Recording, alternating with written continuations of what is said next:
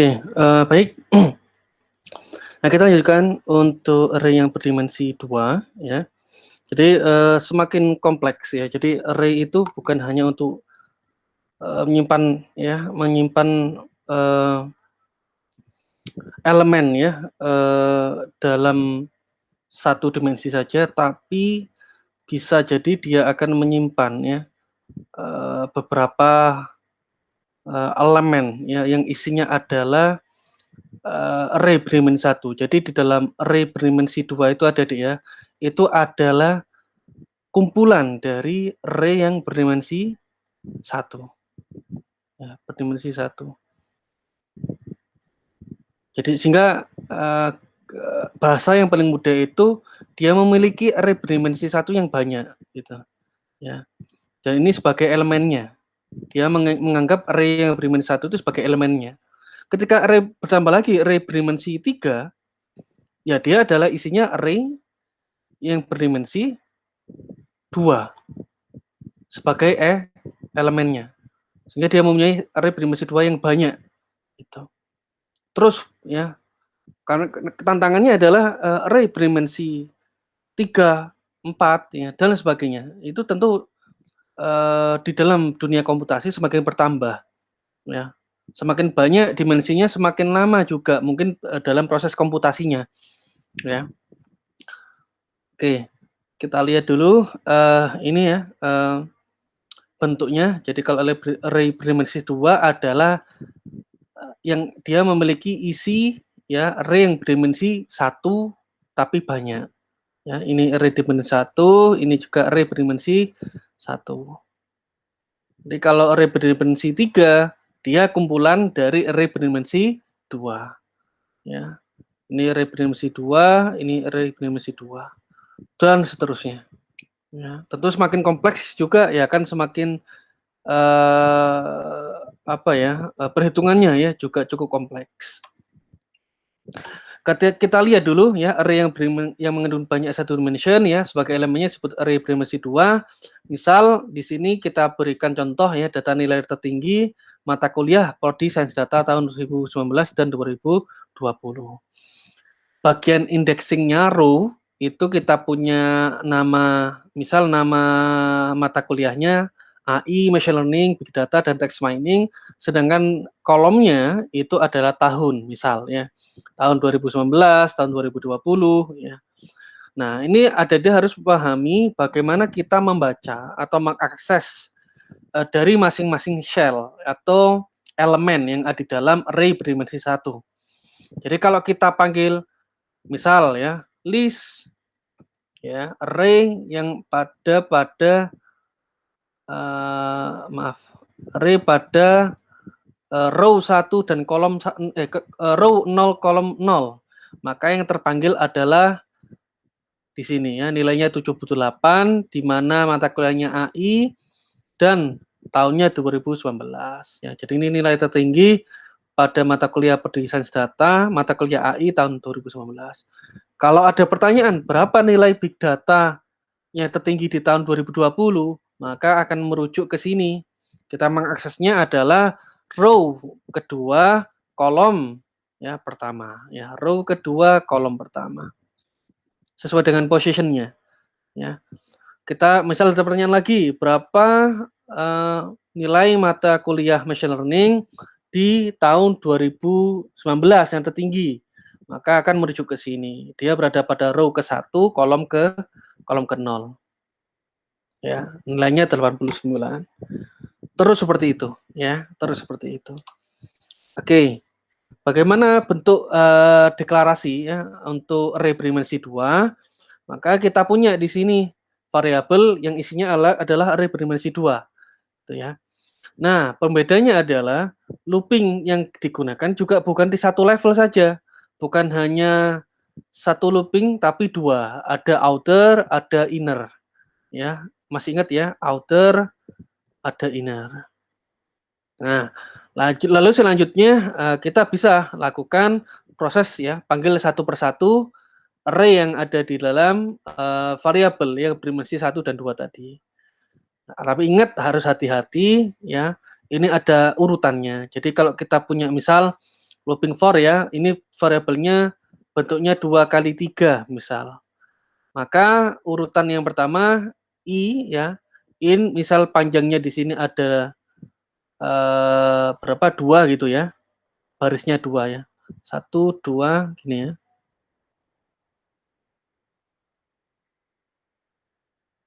Maaf, 2 kali 3 itu seperti ini.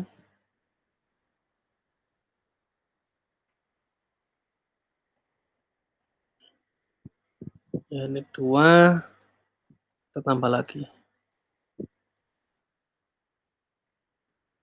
Ya, ini 2.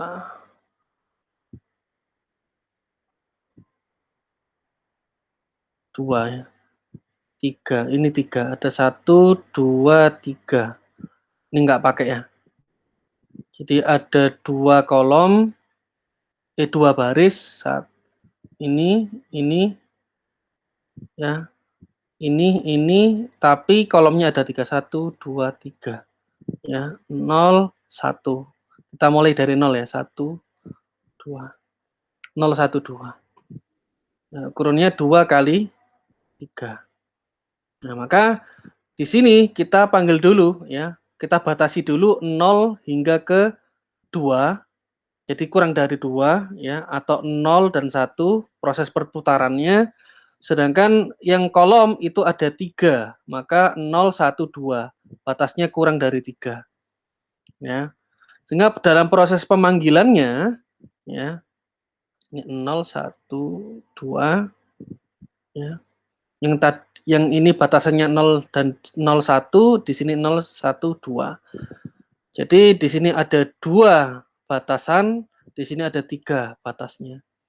Nah, maka proses pemanggilan dari variabel yang ada di atas, ini dimulai dari indeks ke 0 dulu, yang paling atas, yang outer ya, 0 dulu, lalu kita selesaikan yang ada di dalam. Ya, maka looping untuk kolomnya di sini dulu, kita akses yang kolom ke 0. Kita akses lagi row yang ke 0, tapi kolomnya ke yang pertama, di sini ya. Lalu akses lagi ke row ke 0, tapi kolomnya yang kedua. Sudah habis ya, ini dihabiskan dulu 0, 1, 2 selesai. Karena sudah selesai, naik lagi di outer ya, keluar dari inner, keluar ke outer untuk mengakses yang mana? Untuk mengakses row kedua, ya row yang kedua tapi indeksnya yang pertama. Lalu kita panggil, lalu masuk ke inner ya, proses lagi yang ada di sini, kolom ke indeks ke 0, panggil lagi ya, indeks ke 1 ya, panggil lagi indeks ke kedua. Maka inilah semua elemen berhasil dipanggil. Artinya outer dan inner ini harus bekerja bersama dengan baik ya. Jadi yang dipanggil adalah outernya dulu diselesaikan. Ya maaf, indeks yang pertama miliknya outer dulu, lalu dipanggil satu persatu milik inner ya. 012, 012 kolomnya. Ini row, ini kolom. Row-nya diambil yang pertama dulu, kolomnya diambil ke semuanya. Diputar-putar, kalau sudah habis baru naik lagi ke row berikutnya. Ya, ini dihabiskan dulu, lalu ini selanjutnya di bawahnya. Ya. Jadi ada outer, ada inner.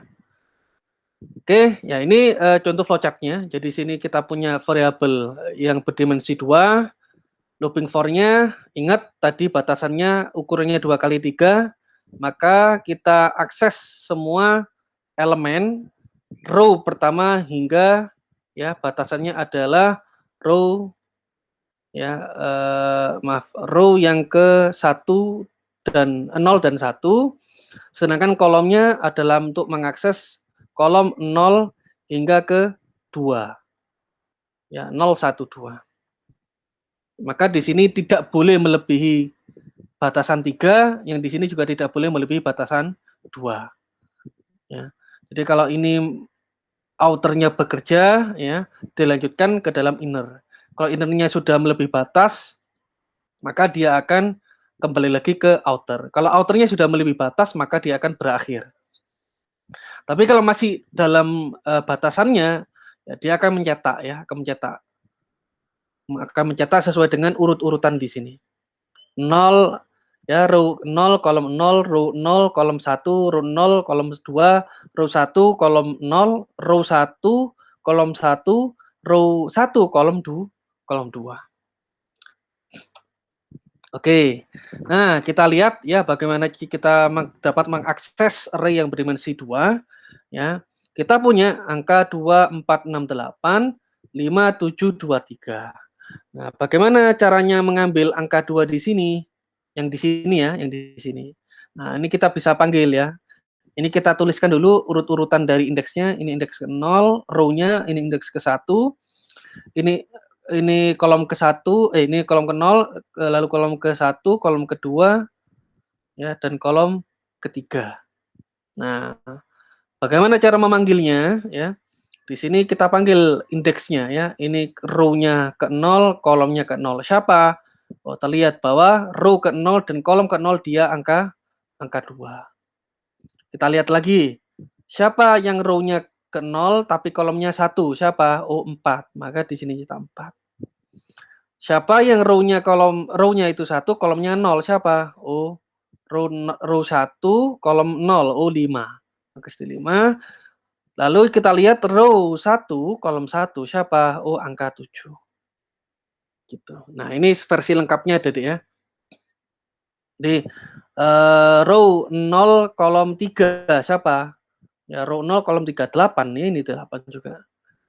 Row 1, kolom 2, siapa? Angka 2 di sini. Row 1, kolom 2. Row 1, kolom 2. Ya, di sini 3. Maaf, 2 ya, 2. Gitu. Ya. Jadi secara sintaksnya kita bisa lihat ya. Kita lakukan looping dulu. Ya, ini diakses dulu ya. Lalu di sini for row ya in range len itu panjang ya. Jadi kita mencoba untuk mengakses ya row dari list ya. Yang panjangnya adalah di sini kurang dari 2 ya. Lalu kita akses juga kolom yang dia kurang dari 4 ya, kurang dari 4.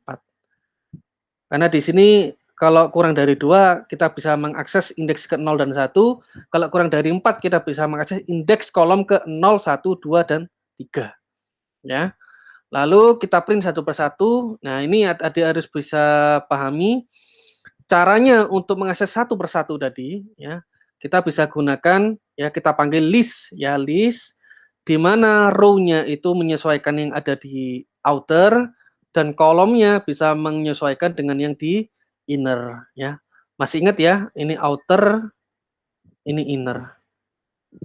Yang perlu dipahami adalah outer itu yang diakses adalah yang indeks ke 0 dulu, baru yang inner itu bisa diakses mulai angka indeks ke 0 hingga ke 3 ya. Ingat rule-nya, yang luar ya dipanggil yang pertama dulu, sedangkan yang di dalam diakses ke semuanya, diselesaikan terlebih dahulu.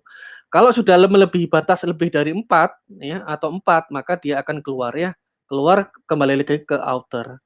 Ke outer dia akan mengakses row yang berikutnya, yaitu row yang indeks ke 1. Lalu diselesaikan juga yang inner-nya isinya adalah 0 sampai ke 3. Seperti itu, ya. Muncul angka 2, 4, 6, 8, 5, 7, 2, 3 ya. 2, 4, 6, 8, 5, 7, 2, 3 dan bisa kita print juga di sini, kita manfaatkan lagi list ya. Misal kita ingin tampilkan model matriks, maka kita bisa gunakan AND ya, petik.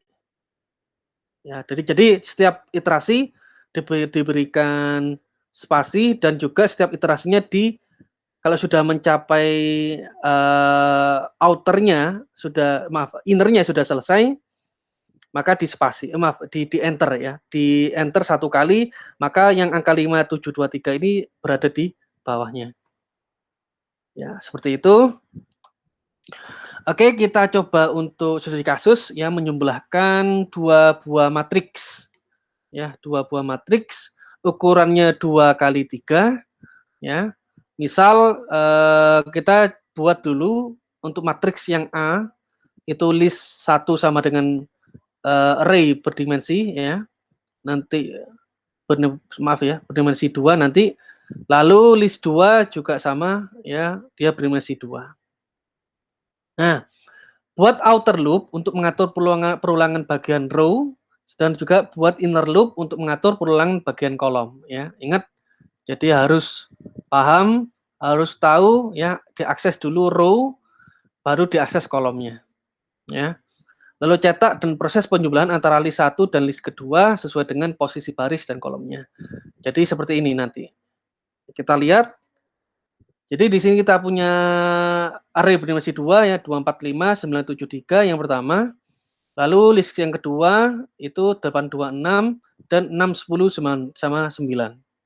Nah, di sini kita akses ya for row in range len ya, panjang dari kita batasi len list. Len list ya, ini artinya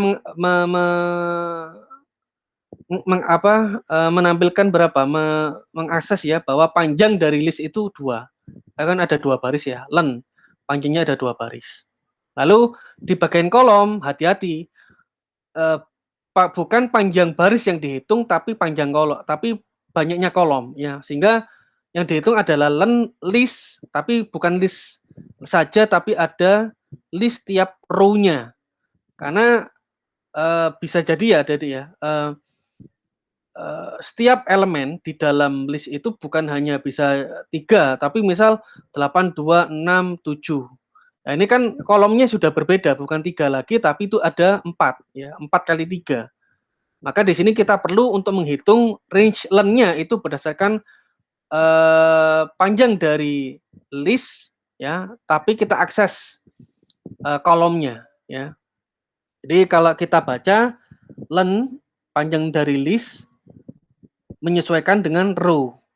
Misal nanti row pertama ya, row pertama di sini. Row pertama. Kita lihat row pertama isinya ada kurang dari 3 ya, kurang dari 3. Ya maaf, kurang dari 2. Dari 0, 1, 2 gitu. Nah, kalau nanti di sini beda lagi, 0, 1, 2, 3. Berarti kurang dari 4. Di sini misal 973 ada angka 5 di sini. Berarti batasannya adalah kurang dari 4 ya. 0, 1, 2, 3. Kurang dari 4. Ya. Maka dari itu di sini kita mengatur ya antara row dan kolom. Ya. Jadi di sini untuk mengatur panjang dari baris, sedangkan yang di innernya mengatur panjang dari kolom berdasarkan row-nya, masing-masing row. Karena bisa jadi kolom dari masing-masing row itu berbeda. Ya. Lalu kita cetak. Ya. 245 ya. 826 ya. Jadi kalau dijumlahkan 2 ditambah 8 10, 4 tambah 2 6, 5 tambah 6 11. 9 tambah 6 15, 7 tambah 10 17, 3 tambah 9 12. Ya. Seperti itu. Ya, kita lihat lagi contoh kedua, mencari data kelulusan program training ya. Nah, ini kita coba untuk melihat ya data kelulusan program training. Kita lihat dulu, kita buat ya deklarasi variabel penyimpanan elemen dari data kelulusan dengan ukuran 4 kali 3 ya. Ada 4 berarti 0 1 2 3. Lalu kolomnya ada 3. Ya. 0 1 2. Ingat ya, 4 kali 3 0 1 2 3 0 1 2 3 ya, ini enggak usah.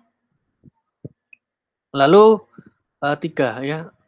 Kolomnya ada 3 0 1 2. Nah, kita simpan di dalam variabel data lulus ya. Indeks row-nya itu adalah ada 4 jenis program ya. Jadi maka di sini adalah jenis programnya, ini jenis program, ini tahun ya. Ini jenis program, ini tahun. Tahunnya 2018, 2019, 2020. Ya. Lalu buat sebuah variabel inputan untuk menerima input berupa tahun dan kode program ya. Lalu cara menghitung kelulusannya adalah untuk pengindeks pertamanya itu selisih kode program dikurangi 1, dan pengindeks keduanya itu tahun dikurangi dengan tahun 2018. Nah, kita lihat contohnya. Misal kita punya ya mata programnya ya ini data science, big data analytics, machine learning, dan text mining. Ya, bagian row-nya ada 4, sedangkan tahunnya itu ada 2018, 2019, dan 2020. Nah, user itu nanti akan disuruh diminta menginputkan ya tahun. Masukkan tahun. Misal di sini 2019 gitu ya. Nah, kode program itu si user menginputkan misal data science. Jadi dia ingin melihat data kelulusan di tahun 2019, kode programnya itu data science. Ya, maka total kelulusan ini bisa dilihat ya menggunakan hasil kalkulasi dari sini. Jadi data loss-nya menggunakan indeks yang pertama itu kode programnya 1, maka 1 dikurangi 1 itu sama dengan 0, tahunnya tahun 2019, maka 2019 dikurangi 2018,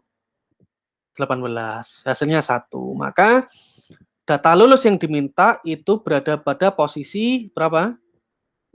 Indeks pertamanya 0, indeks keduanya adalah 1. Siapa itu? Kita lihat ya. Di sini ada indeks 0, 1, 2, 3. Indeks kolomnya 0, 1, 2. Kita lihat posisinya. Data lulus. Oh, indeks yang pertama 0. Oke, berada di sini. Dia data science. Lalu kolom ke-1, indeks yang pertama. Oh, di sini. Tahun 2019. Oke. Maka bisa dilihat di situ adalah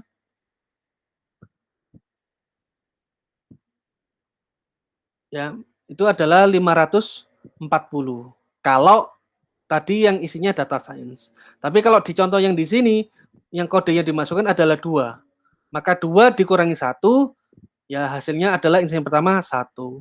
Maka yang dicari adalah indeks atau row indeks yang pertama dan kolom yang pertama. Itu nilainya 83. Maka yang lulus ya mata kuliah Big Data Analytics tahun 2019 itu ada 83 orang. Oke, ya. Yang terakhir contoh ketiga, membentuk karakter A dengan ukuran besar. Ya, ini ada cukup menarik sekali. Kita membuat sebuah tampilan huruf A dengan ukuran 8x8 yang kita tampung di dalam variabel berdimensi 2 huruf A ya. Kita buat ya pengatur outer loop-nya untuk mengatur bagian row dan inner loop-nya untuk mengatur bagian kolom. Nah, dengan kondisi ya di dalam inner loop itu jika pembentuk ya huruf A itu tidak sama dengan 0, yang artinya itu ada tanda bintang ya, maka diminta untuk ya artinya kalau tidak sama dengan 0 itu 1 ya, karena nanti di data matriksnya itu ada angka 1, maka dicetaklah star. Jika tidak, maka yang dicetak adalah spasi. Kita lihat di sini ya. Nah, ini harus pahami ya ukuran 8x8. Ini kita buat ya sedemikian rupa 111 ya dan sebagainya sampai terbentuk 8x8. Yang di sini ya kita gunakan pengatur row dan di ini pengatur kolom. Len-nya menyesuaikan dengan huruf A yaitu 8, ada 8 baris dan kolomnya itu juga 8 ya. Ya, dia bekerja secara iteratif. Lalu kita cek jika huruf A, jadi ingat ya aturannya yang pertama adalah indeks ke 0 dulu, lalu indeks kolomnya adalah juga ke 0. Di baris berikutnya dia akan mengecek huruf row ke 0 dan indeks ke 1, row kolomnya ya. Ini row, ini kolom. Maka di layer pertama dulu yang bagian sini ya. Maka dia akan mengecek berapa banyak ya yang huruf A ya itu tidak 0 ya. Di sini bisa kita hitung 1, 2, 3, 4, 5. Karena di sini angka 1 bukan 0, maka dia akan di-replace menjadi bintang. Nah, maka di sini ada bintang itu 2, 3, 4, 5. Sedangkan sisanya adalah spasi ya, spasi. Dicek lagi di baris ke 0 ya. Ya, baris ke 0 kolomnya yang pertama. Ya, dicek. Kalau ini sesuai dengan ini ya, sampai ke 8 atau indeks kolomnya ke-7 ya, maaf, ke-7 tadi di sini. Nah, ketika berangkat ke layer berikutnya, maka dia akan pindah ke outer loop ya, menjadi indeks ke row-nya itu 1, sedangkan kolomnya itu 0. Bagian sini. Nah, bagian sini. Karena dia 0, maka dia tidak dicetak bintang tapi spasi. Ketika berangkat di row 1 tapi kolomnya 1, maka bisa kita lihat nilainya adalah 1. Maka dicetaklah bintang di sini. Terus begitu adik-adik ya, semua. Inner loop selesai, keluar ke outer loop. Inner loop selesai, keluar ke outer loop. Terus seperti itu. Ya, sehingga terbentuklah huruf A besar seperti ini. Oke. Nanti kita lanjut ya, untuk saya menjelaskan eksperimen mandiri yang harus dikerjakan adik-adik. Oke, sekian.